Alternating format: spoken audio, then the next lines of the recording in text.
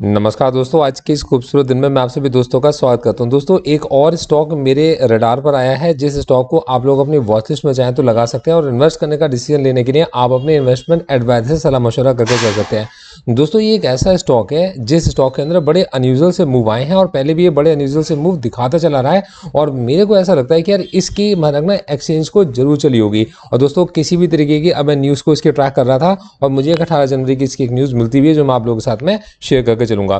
दोस्तों, मेरा नाम है गौरव, मैं एक सेबी रजिस्टर्ड रिसर्च एनालिस्ट हूं और मेरा काम होता है मैं मेरे क्लाइंट्स के साथ में अपनी रिसर्च शेयर करता हूं। आप अगर मेरे स्मॉल केसेस देखना चाहते हैं तो डिस्क्रिप्शन में लिंक है, आप उनको भी देख सकते हैं। दोस्तों, इस बार जरा थोड़ा सा समझ के चलेंगे इस स्टॉक को। थोड़ा रिस्की स्टॉक है और पहले इसके ना बिहेवियर को समझते हैं, इसके पैटर्न्स कैसे रहे। तो अगर आप इसको थोड़ा पीछे से देखोगे ना तो यार इस स्टॉक के अंदर कुछ बदलाव आए और बदलाव आने के बाद इस स्टॉक ने जो 5 या 6 रुपए का स्टॉक था, यार ये 5 या 6 रुपए के स्टॉक ने कुछ ही समय के अंदर 95 का अपना हाई मारा और 95 के बाद से इस स्टॉक के अंदर एक बड़ी सेलिंग इमर्ज होनी शुरू होती है।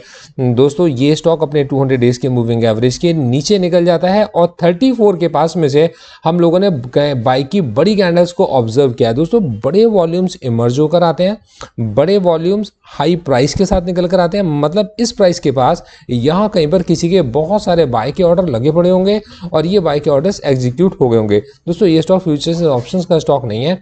इस स्टॉक के अंदर मतलब ये अब इसके कंपनी के मैं कामकाज को भी आपको बताऊंगा। देखने में तो हमारे को लगता है कि ऐसी कोई छोटी मोटी कंपनी होगी, क्या ही इसका काम होगा, है ना। लेकिन जब मैंने इसको स्टॉक को डीप स्टडी करा तो यार इस स्टॉक के अंदर कुछ तो खास है, मैं आपको समझाऊंगा। देखिएगा, सबसे पहले हम इसको टेक्निकल चार्ट्स पे हम इसको समझ लेते हैं कि हमने इसके अंदर जो ऑब्जर्वेशंस लिए हैं 34 से 43 के बीच में इसके अंदर हाई वॉल्यूम इमर्ज होकर आते हैं और प्राइस हाई बन रहा है। कहने का मतलब ये कि ये जगह इसकी एक्यूमुलेशन जोन बनती है, मतलब इस जगह पर किसी ने बड़े वॉल्यूम्स को एक्यूमुलेट किया है। अब 34 से 43 इसको हम लोग अपनी उस शीट के अंदर भी अपडेट कर लेंगे जहां हमने पब्लिक अपीयरेंसेस में इसको पब्लिक के साथ में शेयर किया हुआ कि भाई 34 से लेकर 43 हमारे पास में एक तरीके की एक्यूमुलेशन जोन बनती है और 34 के नीचे का हमारा एक छोटा सा स्टॉप लॉस रहेगा। मतलब 34 हमारा एक स्टॉप लॉस रहेगा, 34 के आसपास हम इसके अंदर से एग्जिट करना पसंद करेंगे। अब देखो दोस्तों, ये स्टॉक बड़े वाइल्ड मूव दिखा रहा है और ये इसके अंदर इतने छोटे स्टॉक के अंदर इतने बड़े बड़े वाइल्ड मूव्स का ना, एक बड़े वॉल्यूम्स के इमर्ज होकर आना, कुछ ना कुछ तो इसके फंडामेंटल्स में चेंज आ रहे होंगे। तो दोस्तों, जब मैं इसकी न्यूज़ को चेक कर रहा था, फाइनेंशियल एक्सप्रेस के ऊपर मुझे इसकी न्यूज़ मिली तो मुझे मिलती है कि exchanges has sought a clarification from MK proteins 18 जनवरी 2024 को कि भाई ऐसा बड़ा मूव प्राइस के अंदर ऐसा क्या आया है जो अभी तक इन्वेस्टर्स को नहीं पता है और उनको ये पता होना चाहिए कि इतने बड़े मूव के पीछे की वजह क्या है। देखिए, जिस चीज़ को मैं भी ऑब्जर्व कर रहा था, कहीं ना कहीं आप अगर इसको देखकर चलेंगे, इसको एक्सचेंजेस भी ऑब्जर्व कर चल रहे हैं कि यार कि यहाँ पर इसके अंदर प्राइस में बड़े मूव आए। अब दोस्तों, थोड़ा सा इसके कामकाज के बारे में मैं आपको समझाता हूँ कि जब मैं इसके कामकाज को समझ रहा था तो मेरी समझ में आया कि यार 596 करोड़ की कंपनी कोई छोटी मोटी कंपनी तो है नहीं। कंपनी करती क्या है, तो कंपनी वेजिटेबल रिफाइंड ऑयल्स, और देखिए इंपॉर्टेंट बात बताऊंगा, ये क्रूड ऑयल को भी इंपोर्ट करती हैं और उनके बाय प्रोडक्ट्स भी बनाती हैं। समझिएगा, समझाता हूँ आपको। देखिए, कंपनी का मेन काम क्या है। देखिए, कंपनी आपके पास में rice bran oil, sunflower oil, cotton seed oil, soybean oil, palm oil और कैनोला ऑयल बनाती है। इनके प्रोडक्ट हैं मार्केट के अंदर, ग्लो के नाम से इनके जो रिटेल ब्रांड है इनका ग्लो, इनके प्रोडक्ट्स भी मार्केट के अंदर अवेलेबल है। अब देखिए, मैन्युफैक्चरिंग कैपेसिटी में आएंगे तो 250 टन पर डे अंबाला के अंदर इनका 250 टन पर डे की कैपेसिटी है और इनके पास में मैन्युफैक्चर गुड्स से 82% का और ट्रेडेड गुड्स से इनको 18% का रेवेन्यू आता है। बात तो समझ में आती है कि यार कंपनी कुछ तो काम कर रही है जो अभी तक हमारी नज़र में है लेकिन नेगेटिव नहीं है। थोड़ा सा नीचे तरफ आते हैं। अब देखिए, काम की चीज़ निकल कर आई कि कंपनी ने अपने उधार कम कर दिए, ठीक है, कंपनी ने गुड प्रॉफिट ग्रोथ दिखाई है, कंपनी की अच्छी रिटर्न निकल कर आई है। तो जो मैंने आपको दिखाया ना कि 95 तक पहुंच गया, तो कहीं ना कहीं ऐसा लगता है कि हाई प्राइस के पास में कंपनी के शेयर्स में किसी तरीके का कोई बदलाव आया होगा। तो मैंने इसको समझने की कोशिश की कि यार इसके शेयर होल्डर्स कौन कौन है। तो थोड़ा सा मैं आपको समझाता हूँ कि इसकी कंपनी के शेयर होल्डर्स कौन है।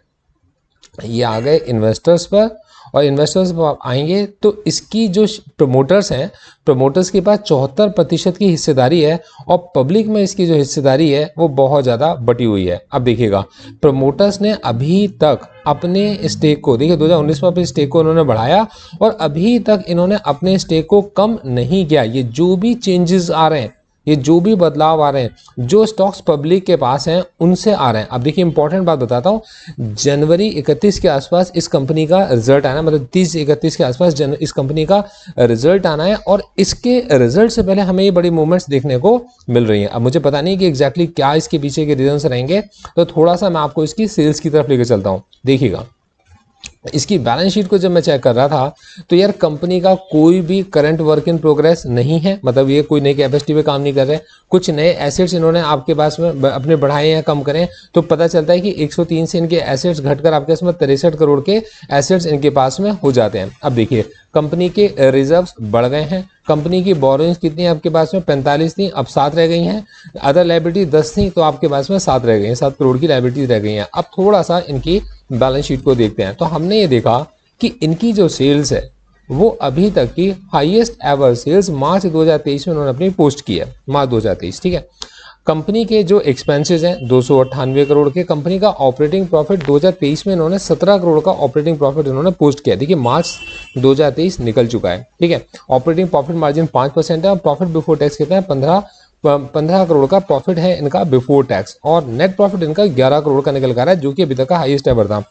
अब कंपनी के स्टॉक के अंदर ऑलरेडी एक बड़ा मूव आ चुका है, ठीक है, मार्च से लेकर अब तक इसके अंदर एक बड़ा मूव आ चुका है। स्टॉक हमारे को एग्जैक्टली ऐसे प्राइस के पास में अवेलेबल मिल रहा है जो कि आप समझिएगा 43 का जो प्राइस है, इसका 43 का प्राइस कहाँ पड़ता है, इस जगह पड़ता है जहां से इस स्टॉक के अंदर बड़े मूव्स आने शुरू हुए थे। तो जैसे ही ये स्टॉक इस 43 के प्राइस से नीचे की तरफ गिरता है, तो 43 के प्राइस से नीचे गिरते ही 35 से 43 के बीच में इसके अंदर बड़े वॉल्यूम्स इमर्ज होकर आए, और इस स्टॉक के अंदर बाइंग देखी गई। तो ये जो कैंडल है ये बाइंग की कैंडल बनती है। अब किसी ने अगर इस जगह पर अपनी एंट्री ली है, तो इस जगह पर मैं ये उम्मीद करके चल रहा हूँ कि जिन्होंने यहाँ बहुत सारी क्वांटिटी के अंदर स्टॉक को परचेज किया रहा होगा, उन्होंने इस जगह पर पार्शियल प्रॉफिट बुक किया है। तो मेरे हिसाब से इस स्टॉक को भी इस जगह पर थोड़ा कंसोलिडेट करना चाहिए, और ये स्टॉक अगर इस रेंज के अंदर कंसोलिडेट करता है तो इस जगह पर मुझे ऐसा लगता है कि इस स्टॉक का अगर रिजल्ट भी अच्छा निकल कर आता है, और जैसा कि ये जवाब मांगा है एक्सचेंजेस ने, तो इनका जवाब भी आएगा, तो इस स्टॉक को मैं ध्यान में रखूंगा। और जो भी इनके जवाब आएंगे, मतलब इसकी एक फॉलोअप वीडियो बनाऊंगा। अगर आप लोगों में से किसी की इसके अंदर कोई पोजीशंस होगी और आप लोग इसके अंदर कोई कमेंट करते हैं, तो मैं आप लोगों को इस स्टॉक की एक फॉलोअप वीडियो भी बनाकर दूंगा। तो दोस्तों इस स्टॉक को जस्ट हमने अभी ऑब्जर्व करना स्टार्ट किया है। क्या हम लोगों ने इसको क्लाइंट्स को रिकमेंड किया? देखिए प्लान तो कर रहे हैं, किसी अच्छे प्राइस के आसपास हम इसको स्टॉक को अपने क्लाइंट्स को रिकमेंड करने का प्लान तो कर रहे हैं, लेकिन अभी हम ये कह नहीं सकते कि हम इस स्टॉक की रिकमेंडेशन देंगे या नहीं देके चलेंगे। तो जो भी कुछ मेरी कोई पर्सनल होल्डिंग कैसे स्टॉक में है, तो मेरा जवाब है नहीं, मेरी स्टॉक में कोई पर्सनल होल्डिंग नहीं है। और मैं आप लोगों के साथ में क्यों शेयर करके चल रहा हूँ, क्योंकि अनयूजुअल एक्टिविटी जब किसी स्टॉक के अंदर ऑब्जर्व की मैंने, तो मुझे ऐसा लगा अपने क्लाइंट्स को जिस स्टॉक को मैंने अभी नहीं दिया है, तो वो पब्लिक के साथ में भी इस स्टॉक को सेम टाइम पर शेयर कर देता हूं, कि हम भी आने वाले वक्त में इस स्टॉक को अपने क्लाइंट्स को रिकमेंड करने के बारे में प्लान कर रहे हैं। थैंक यू सो मच इस वीडियो को देखने के लिए, और आपके इस सहयोग के लिए बहुत बहुत शुक्रिया। All the best.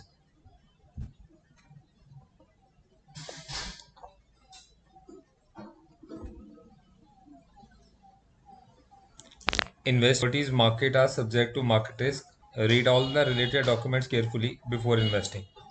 The securities quoted are for illustration only and are not recommendatory. Registration granted by SEBI, membership of BASL in case of investment advisors, and certification from NISM in no way guarantee performance of the intermediary or provide any assurance of returns to investors. All disclaimers can be read on gauravsir.in। आप सभी disclaimers को gauravsir.in website पर read कर सकते हैं। Thank you so much, आगे बढ़ते हैं। Thank you so much, all the best.